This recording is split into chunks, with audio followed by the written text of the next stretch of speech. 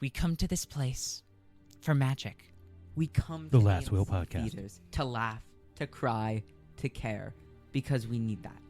All of us. That indescribable feeling we get when the lights begin to dim and we go somewhere we've never been before. Not just entertained, but somehow reborn. Together.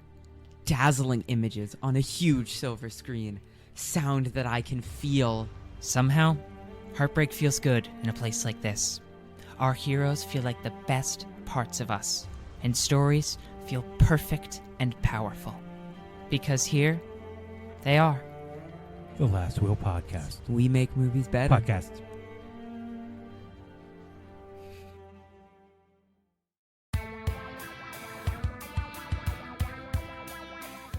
Thank you for listening to the Last Will Podcast. I'm Matt Young. I'm a theater educator and a parent. And ever since I lost my father to cancer, I have been mildly obsessed with death. This is my last will and testament. Ralph Waldo Emerson once said, "What lies behind us and what lies before us are tiny matters compared to what lies within us." Today's topic, addiction. Just Claire and I this morning. And as we dive deep into our relationship with addictions in different categories in our life, I just want to remind you that we're just talking about our experience, and we are not experts.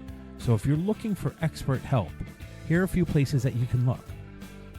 The Substance Abuse and Mental Health Service Administration, 1-800-662-4357. That's 1-800-662-HELP.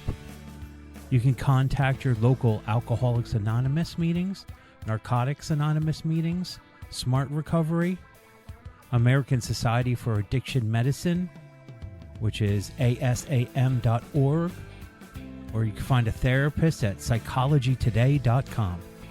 Those are just a few of the resources available. Now, Claire and I take a deep dive into addiction. That didn't sound right. We take a deep dive into addiction. We talk about addiction. You get it. Enjoy the episode.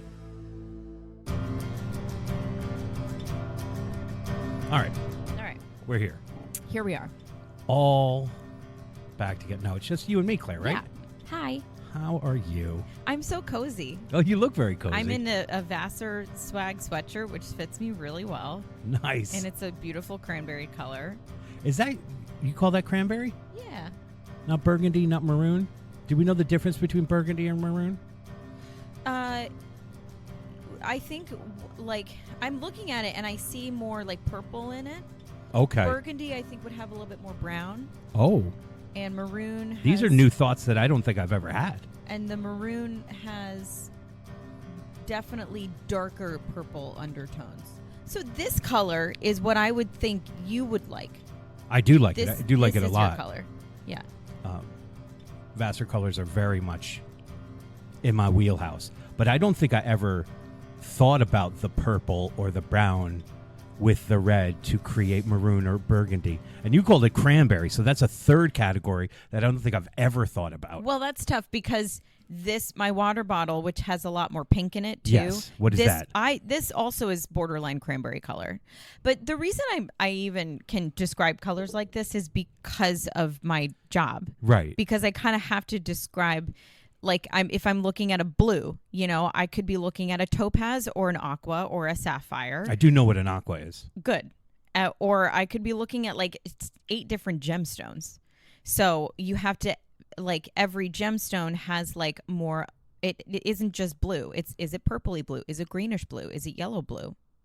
I just want to say right out of the gate, just when you were talking about cranberry and the browns and the purples and stuff, it gave you an expertise in my mind. Oh. So I think it's got to be a very effective tool to use within your sales, for sure. I do want to make it sound like I'm a little smarter than the customers. Oh, absolutely.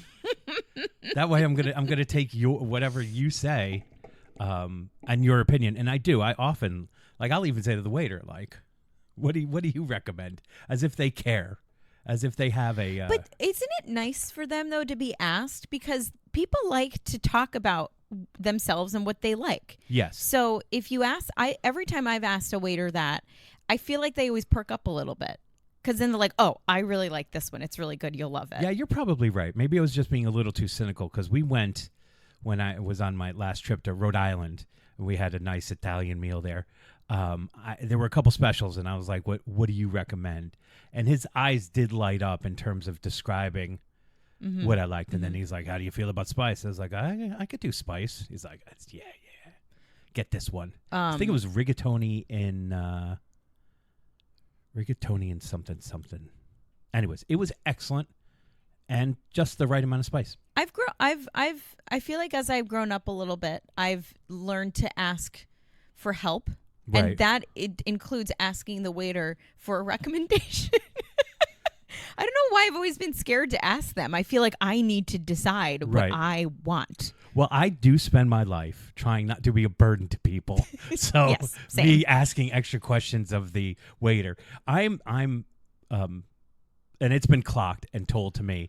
I am the waiter comes to the table, the wait staff comes to the table, and there isn't a time that they walk away that I don't go, "Thank you." Oh, well, that's nice. But like for everything, I'll come back. "Thank you.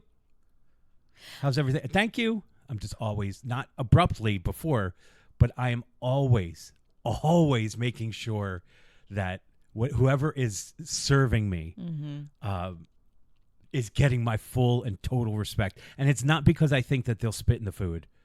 It's not because I think they're going to do anything. I wasn't a waiter for very long, but I was a waiter for a short amount of time. I just think you could tell a lot about somebody by the way they treat the staff of anything, yeah. and being courteous and kind is free. You don't get anything else. And look, people can be rude and you can have your boundaries of how you'll be treated by certain people, and you don't want to put up with that. But like at default, I am overly, and I used to get made fun of too when back when you had to order food, like you didn't have to do it on your on the apps or anything like that. You called up and you're like, "We'd like a large pizza with sausage, and we want some fried ravioli, and we'd like a Caesar salad, but can we get the chicken on the side?" I would take this really, really soft voice, and everybody in the room would just kind of look at me and laugh a little bit because I went from talking like this to, so I was like the wind, very airy. "Oh, thank you. Yeah, we'd love, how do you pronounce it? Bolognese? Yeah. Oh, yes. Meanwhile, the meat people sauce. at the restaurant are like, oh, this guy's going to serve all the people he's keeping hostage in the basement. Yes. Oh, yeah, absolutely. He's a psychopath. We do that at my job sometimes if we if we have somebody who calls and we're not seeing them face to face, we're really painting a picture of who they are based on their voice. Right. You're wondering how many people are in the Yeah. basement for this. And That's yeah. a 3-guy. That's a 3-person basement. This Okay, guy. yeah. It's the phrase "he keeps people in the basement" is thrown around a lot. Yes. Yeah. See, I think I would just want one in the basement. I want to be able to give my time and dedication to my one hostage. I don't know. You guys out there, you may be 2 or 3 hostage people. I don't think I have the bandwidth of keeping a hostage. I would make so many mistakes and they would totally escape. Yeah. Yeah. Well, it's yeah. a lot of responsibility. I mean, the person would have to be smaller than me, and For not sure. a lot of people are smaller than me. No, that's true. I That's think true. the only hostage I'll ever end up having is a pet. But you have a big personality. A big personality is the point where my mom always forgets who you are because you are just a tiny person. And she's like, "That can't be Claire. Claire's too big and loud." That's not who she is. Did you remember who I was the other night? Nope. Nope. She's like, "Who's that?" I'm like, "Mom, it's Claire." Then she gave that look like, oh, because she didn't recognize you in the play either. Well, yeah. I was in major disguise. Yeah, but I think it was just because she just didn't think of you as being tiny. Well, she doesn't have. We have spent zero time together, me and your mom. No, that's very true. But like, she listens to the podcast, so she knows. Yeah. Oh, yeah. So she develops a persona for me. Yes. Based on my voice, and she also has a lot of tall people in her life. She does. So when I met your niece the other night, I Yes. was like, she's tall. Yes. And for some reason, I was not expecting a tall person. I was expecting a small person. And she's been tall for a long time. Yeah. She was taller than the boys for I want to say a year and a half, 2 years. Yeah, she's tall. She's a But tall she kid. has she's a very lovely, sweet voice, and also her personality is like, she doesn't, I don't know, like when I heard her on the podcast, Yeah. I was like, this is a very kind and sweet and soft individual. Yeah. And She's fooled all of us. I'm sure she was nice to me. No, she we talked about it a while ago. Like, so many times we associate my sister with my niece, especially because my sister's gone, and they're just two completely different people. Do they have similarities? Yeah, they both are witty. They both do self-deprecating humor. They like to be, they like, loud is not the word, but like they like they're not afraid of attention, and yet my niece is still shy. Like, amongst her friends, she will be the center of attention, and yet also shy around strangers and stuff like that. My sister was never shy around strangers. Anyways, yeah, she's tall. This is weird because we've already talked for a little bit. We haven't even, nothing that we've said has had anything to do with our topic for today. Yeah, as per usual, but it's a little hard because we have a little time constraint. Yeah, today. we do have a time constraint. So we better get to it. That's why I started playing the William Tell Overture before. I was Yeah, like, we get got to going. speed up here. Giddy up. So today, as long as my building doesn't fall down upon us. There are some serious rumbles upstairs. Yeah, the dog upstairs has zero discipline. Oh, okay, so today we're talking about addiction. We thought that it would be important because we were bringing it up in our pre-discussion, and addiction is something that is a part of both of our lives. Takes on many forms. Yes, it does. We were discussing it because of, I brought up like food addiction, whereas like I think because we were eating. Is that? oh how it no, came up? I think it's because we were talking about it after we ate, actually, or while we were eating. But I was bringing up the like the absence of alcohol in my life since I've abstained from alcohol for about almost 8 years now, and the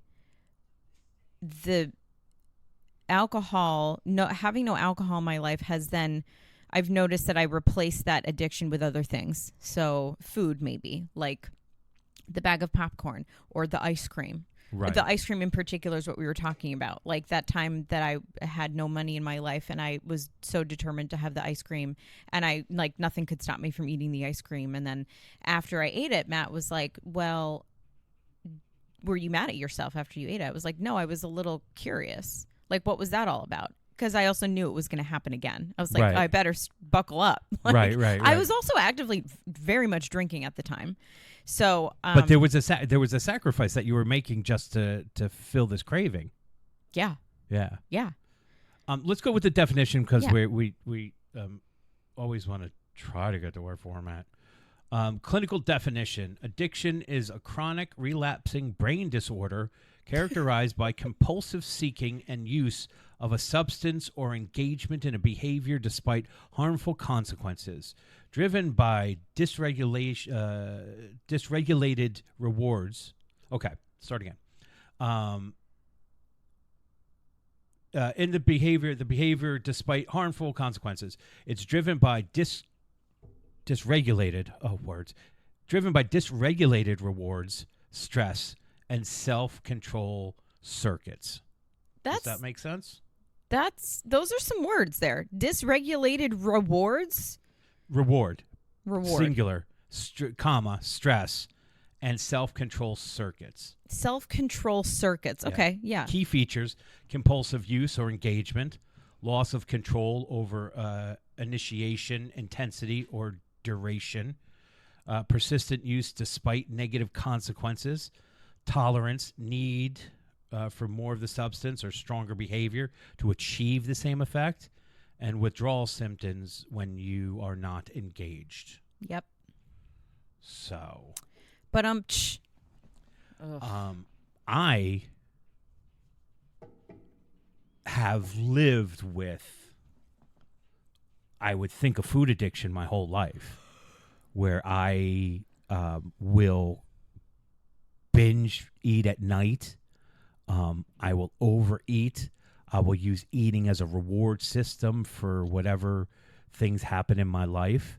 And although I don't smoke anymore, I don't use marijuana, and I was never really a drinker. I mean, I've done some hard drugs, but I've never done cocaine or heroin or something like that. But, you know, I've tried acid and mushrooms and stuff. I was never addicted to any of that.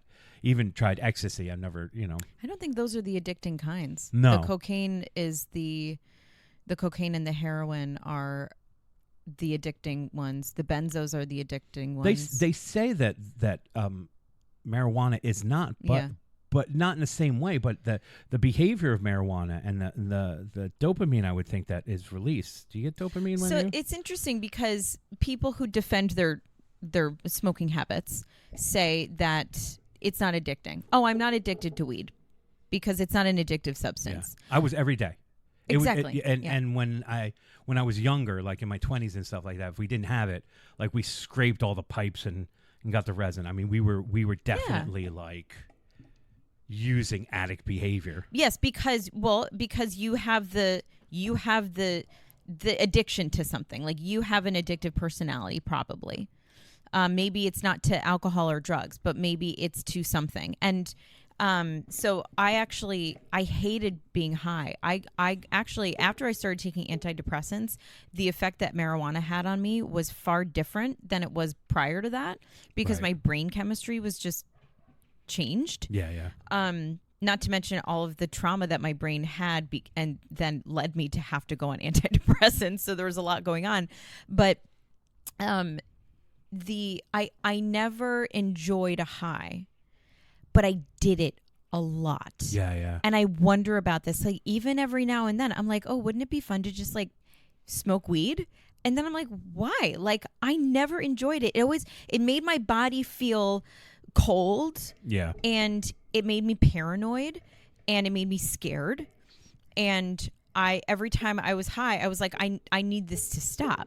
Maybe like, I lived in California for a month, and I had a different experience, so it must have been the weed was different. Weed is different now that it's more regulated. Like now that it came back, like when I had stopped for a while, and when I came back and you were getting it from if you had a marijuana card, or you know now that it's legal recreationally, it's so much more intense than it ever was that I don't think I ever really enjoyed it when I came back to it, and yet I was still doing it every day. Mm-hmm. I definitely was using it after my father died to numb myself, to not feel for a while. But that's when it was still illegal and harder to get. And right. And so who knows what you were getting. Right. And it definitely was not as strong. But I think today the marijuana is, I don't know really about intensity, but I know that people can get, you go there and you say, I want something to help me sleep, or I want something to help me relax after work, or I want something that's going to make me productive, so I have to clean. Like, they have something for you. They have something for everything. And that wasn't the case when we were just buying it from the dude on the sidewalk. Yeah. It was always a friend. Like a friend of a friend, and who knows where I was getting it. So let's just say out of the gate, we're not talking from an expertise point of view. We're talking from our own experience. Oh, of course. You know, and if you're dealing with any real substance abuse or you're looking for help, there are ways to get help, and we should probably bring those links up at the end of the podcast and stuff like that. Sure. But, certainly there's professional help out there for you, and this is not what this is. We're just talking about our own experiences with stuff. We were talking about food, and we got into marijuana, and I guess for a while that was a problem for me, because getting high just made you hungry. Yeah. And munchies. munchies. I think munchies are something that I had whether I was smoking pot or not. You know, just like this compulsive need to eat. There's still sometimes where it's like midnight and I'm like, I have to have something to eat, and like, who needs any food? And then I don't sleep well, obviously, because I don't need that sugar in my system at night. but my whole life that's been the problem. I don't know how to not make it a reward system or something that I think that I deserve for doing good, and then I will absolutely eat till I'm sick sometimes, just so it's finished. Yeah. Today I bought you muffins, and I remarked that, oh, I didn't just get Claire one muffin, I had to get her 2 muffins, because what if you were hungry past the first muffin? Yeah. But that's like a way that I live, and it's unhealthy for me. It's unhealthy. It's very unhealthy. And I have, and I remarked, I was like, well, I would have done the exact same thing. But like, if I'm feeling a certain way when I'm shopping for food, I will overshop. I will, like, Yeah. when I was, when the door was open for me to eat certain foods again after this elimination diet, I spent some time in the gluten-free pastry section at the store, and I bought these cookies and these muffins and this and that. And all of a sudden, that was half of my grocery bill. And then I'm like eating all these sugary things, and I'm like, oh, all of a sudden I don't feel as healthy as I was before. Right. Because I overbought because I was excited. About You know, about the because like possibilities. but it's a tag to your emotions too. Yeah, because there's like me and my dopamine. I'm not a clinician in any way. I don't have any clinical background. You but have like, dopamine. You can talk about it. Oh, thanks. I read about it on the internet. No, but like there is there are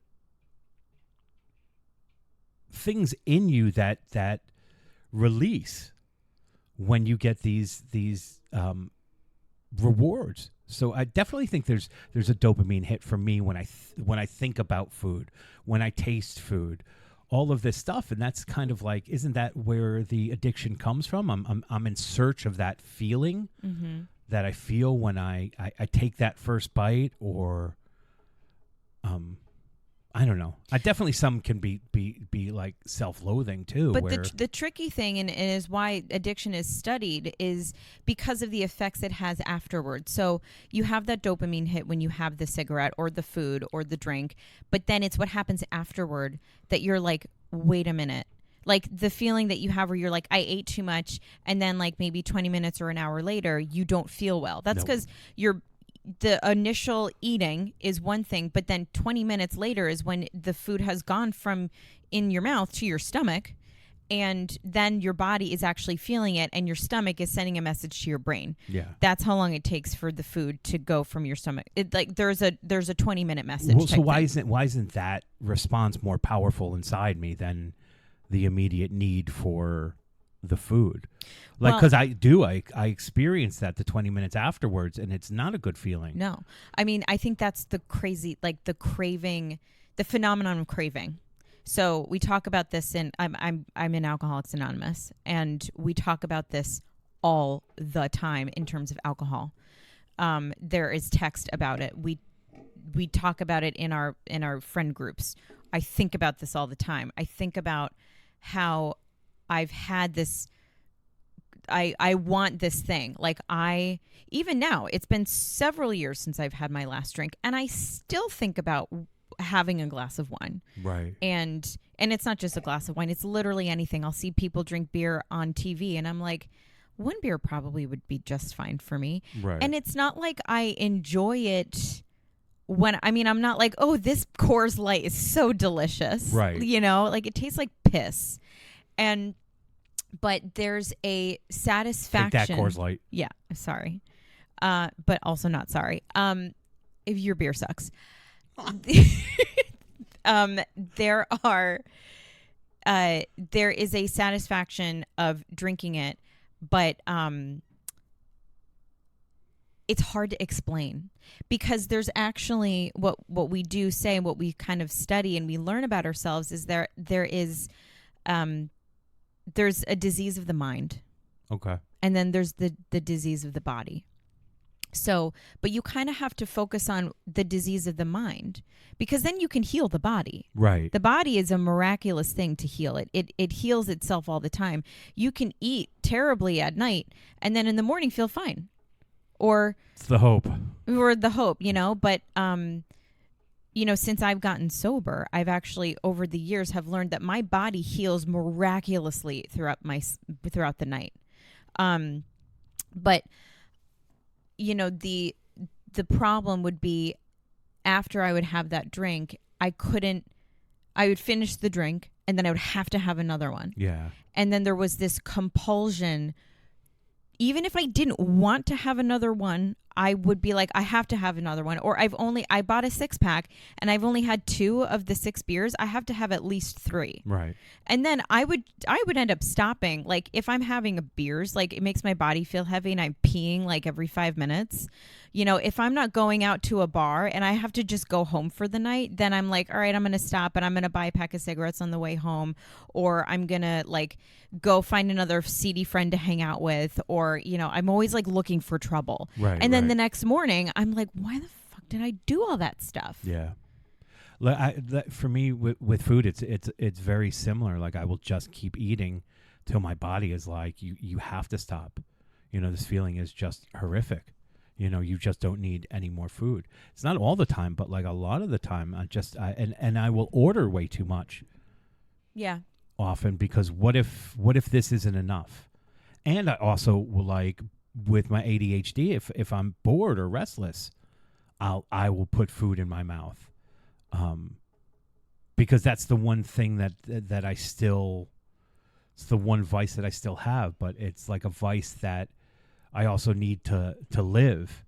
I just don't know how to regulate it well enough. And also I'm trying though. I'm sorry. I just go ahead. Because this has obviously been on my mind a lot.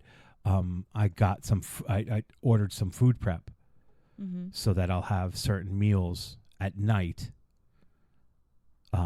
From Factor, who is not a sponsor, but if they want to sponsor us, well, we're happy to take your. They have good food. They have good meals. That's what it looks like, and obviously it's cheaper than ordering food. And then hopefully I can have that, make that for myself, feed the kids when I have to, but not think about putting all this extra junk in my system. Get enough food in there, and like it's portioned, and so that's my attempt right now. That's what I'm trying to. Also, like I'm going to see an endocrinologist as well, so that will help like figure out what the diet will be. But like it's a real addiction for me. It's going to be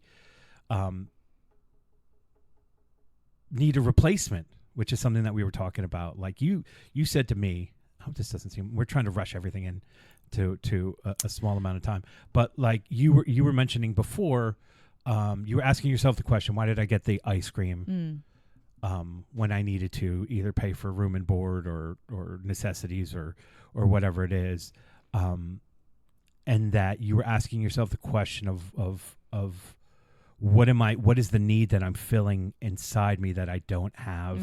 What am I lacking that's sweet in my life or something? Right, yeah. right. And so, I mean, I think that's something that I got to face right now. Like, what is the thing that is missing in my life, that makes me do all of this? Oftentimes I think it's love. It's the feeling of feeling unlovable and all of that. So I think connecting with people is a huge part of that thing that sometimes feels missing. Yeah. So yeah, I think that's a really like important question to ask ourselves. Well, it's also if you're feeling sorry for yourself, or Yes. and it's like, okay, well, if you are lacking something, maybe you're not practicing gratitude.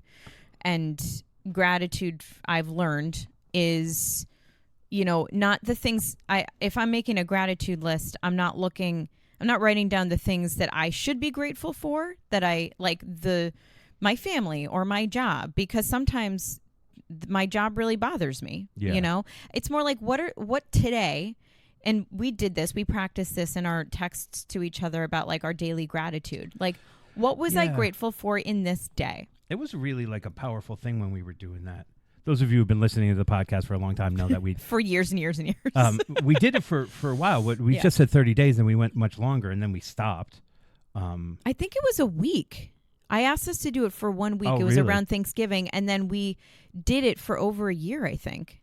Well, we tried. Yeah, but I think we missed few. Oh, for sure. but we're pretty consistent for a while. We haven't done it in a while, and I think it's well, yeah, and I think too that like the act of thinking of what was I grateful for in this day was like I would think of, okay, well, I was grateful for that one customer interaction that I had, or I'm grateful for this conversation that I had with a friend, or I'm grateful that I went on a walk, or I'm grateful for I'm grateful for ice cream, just throwing that out there, so it's the little things. And I think if you feel like you have emptiness and you're trying to fill it with material things, right, the challenge is filling it with non-material things and trying to give yourself a sense of fullness without food or without a substance. And that's the trick of countering your addiction. Yes. Yeah. I'm sorry. I got distracted because of all this thing, and I apologize. It's okay. I think we probably could keep going. Well, we do not, have a little time. Not today, but like we could do a part 2. Well, I think we have to, just because look, there's that love addiction. There's addiction to sadness that I often live with. Yeah. We didn't even get there. No. And then there was that great question that you asked, which kind of prompted us to start this whole thing today, which was if you could trade, I think you asked like if you could trade a negative addiction for a positive addiction. Is that what your question was? Kind of. You're making it seem like, oh, I'm going to trade alcohol for being able to work out, but that's not really what I meant. I meant, what if magically? Obviously, yes. What if magically we had an addiction that was bad that turned out to be good for you? And my thought was like, what if smoking was good for you? Oh, wouldn't that be like the greatest? The greatest thing. God, I wish it was. Okay, so that's funny because your question flipped in my head to something completely different. But yeah, your version was if we could do one healthy for one negative. I guess I didn't really fully think about the question because, or maybe because I was so full of joy about smoking. Well, I was like, maybe if I could trade one addiction for another, like, if I there is a part of me that wishes that I could drink responsibly. Yeah. But the fact that I do wish that I could drink responsibly means that I want to drink. Right. And I think it's pretty remarkable if you've been abstaining from something from so long and you still crave it sometimes. That means that I haven't licked it. Like, it's not like it's such weird imagery. It is. It's an old school form. I haven't beaten it. Is really what you meant, right? Like not that's like a toad. It's going to give you. Ew. It's going to give you a psychedelic experience. But this is why I have to talk about it, because I have to keep it in the forefront of my mind, because if I don't, then I might be, let's say I isolate or move somewhere and I don't talk to any of my the people in my recovery world or the people that are close to me. I might be like, oh, well, I'm going to go have a glass of wine because I deserve it, or I miss it, or it'll probably be fine. Right. And then who knows what'll happen. So I have to kind of play the tape forward. So anyway, if I were to trade, I guess what I thought your question was, if I could all of a sudden not have a problem with alcohol, could I pick another one? Because there are plenty of things that I'm not interested in. Like, I am definitely not interested in working out. I wish that I mean, that would be great. Right. But are you saying, though, you wish that working out was the negative addiction that you had to cut out of your life? Is that what it is? But how could working out be a negative addiction? I don't know. This is a total fantasy scenario. Yeah, because neither of us really relates to that. No. But I guess people can be addicted to working out. It is a dopamine rush. I actually don't experience that. When I work out, I feel like I feel pain. Agony. And I know people, like, I've gone to the gym with them and they're like on the treadmill and they're like, yeah, this is great. And this I'm like, is a runner's rush. And I'm like, my chest hurts. Yeah. I'm like, I feel like I'm going to fall over. There's, yeah. So we talked about it before too. Like, like, do I have an addiction to sadness, to being sad? Because that seems to be my default a lot of the time. You know, do I have an addiction to wanting love in my life? Is that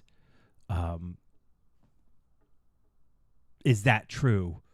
Is that preventing me from creating real relationships? Is that getting in the way? I mean, I like to think I'm a lot better. I like to think that how I'm going about things right now is healthy. But certainly it's been part of my past and led to the feeling of being unlovable, because then you're looking at an equation that is, well, if you're not in a relationship, that means you're unlovable, you know, or you're not able to make connections. So, that means you're unlovable. So that's like an impossible equation to kind of break, I guess. And this is why, like, I'm always urging you to think about it differently, because I think that cycle can be broken. Like, I believe it. Right. I also believe that if addiction is like it in the AI definition, it used this word circuit, which I now just keep imagining, because a circuit to me, it's a circle. It's something that you know, it maybe it'll go through a phase, like it'll go through like a charged phase, and then it'll slow down, and then it'll go through another charged phase. So like maybe you can't break it, but you can probably manage it. Yeah. And maybe that's what you need to do, because maybe in your more manageable times you can have some clarity. Right. So then before it gets unmanageable, you can have some perspective and pause, because I've also had these times in my life where I was like, a relationship is going to define my happiness. Right. And since I've then had some relationships or failed relationships or had a lot of pain around relationships, and then I just over the last couple of years just focused on things that I had to do for my own Right. Peace of mind and kind of survival, and I sort of switched gears. I then learned like a relationship might not serve me right now, but I'm going to table that. Yeah. I mean, it's strange though. I mean, you're absolutely right, but it's strange though with me that a relationship does actually make me happy. So so strange. But also on the opposite end of that, because I'm just going to ignore you for a second. I've now become so comfortable without a relationship. Yes. I'm now in the opposite realm where I'm like on the opposite side of the glass, really, where I'm like, I don't know if I want it now. I so love this life that I have. I like being, not like relationships don't make me happy, but because I experience so much pain when they don't work out, I'm actually scared to be in one. But isn't there also like there should be pain when you open yourself up to someone and it doesn't work out? Like I like the, you know. Yeah, but I don't want it. No, I get it. You're like, there should be. Like, I've experienced it. I'm done. No, I get it. I only want happiness from here on out. You're absolutely right. But also, because we are so capable of deep love. Yeah. Of course it's going to be painful. Like this last situation that I had last year,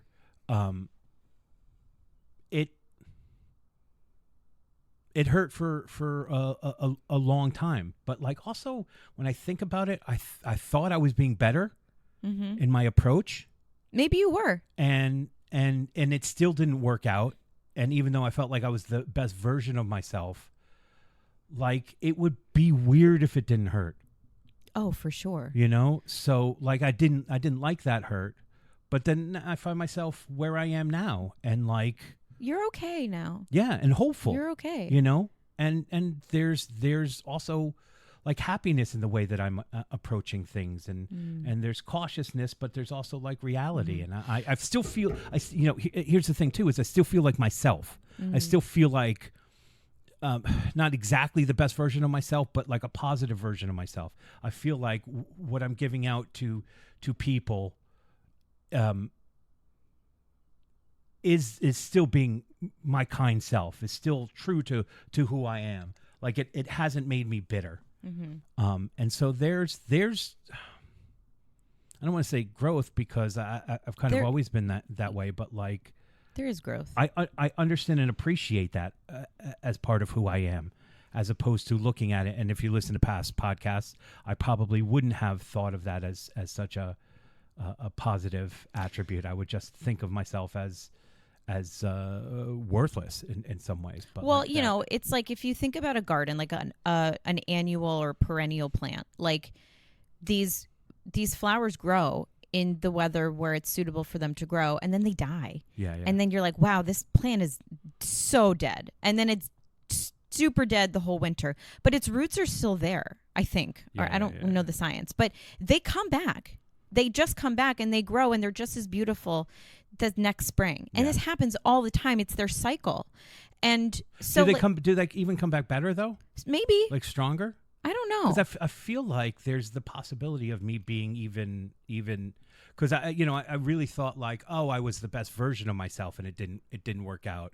How But- shitty of that. Yeah, but like but- maybe I'm now even a better version. So It's interesting because I had that experience too, where I was the best version of myself in my previous relationship and it didn't work out, and I was so mad yeah, and almost resentful of the situation because I was like, I thought because I was doing better that this should have worked out. yeah, But it didn't work out because it wasn't working out for the other person. Also, same in your situation. Yeah. And there's nothing we can do to control that. And us actually letting it go is also huge growth on our ends. Yeah.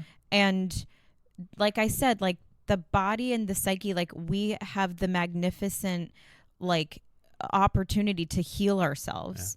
It doesn't, like, there is no timeline really for that healing and that growth.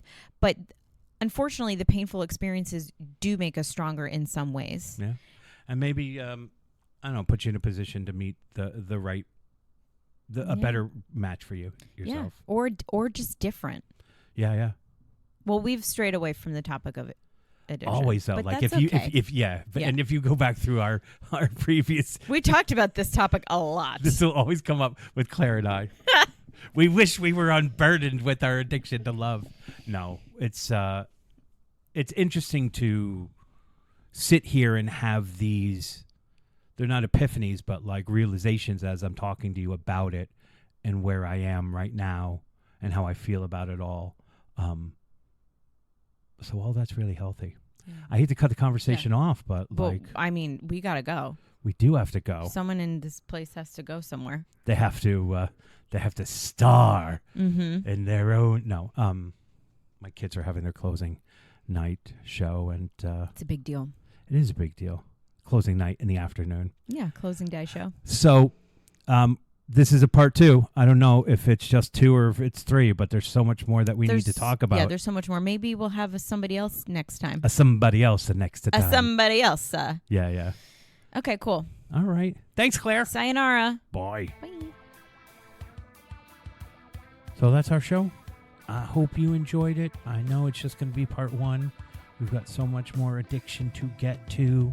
Addiction in our everyday lives. Things that we don't think of as major addictions, but are addictions in our lives. Things that deliver dopamine to us, because that's my only psychological understanding of how addictions work. But we're going to get in deeper and better. So hope you enjoyed the episode. Here are, again, some of the resources that are out there in case you are looking to get help. The Substance Abuse and Mental Health Service Administration, 1-800-662-4357. That's 1-800-662-HELP. You can contact your local Alcoholics Anonymous meetings, Narcotics Anonymous meetings, Smart Recovery, American Society for Addiction Medicine, which is asam.org, or you can find a therapist at psychologytoday.com. Thank you for listening to the Last Will podcast. If you like what you heard, please rate, review, and subscribe. It really helps us out. And maybe even share a link with a friend and ask them to share it with their friends and their friends' friends and their friends' friends' friends. That would be really great. Anyways, as always, onward, forward,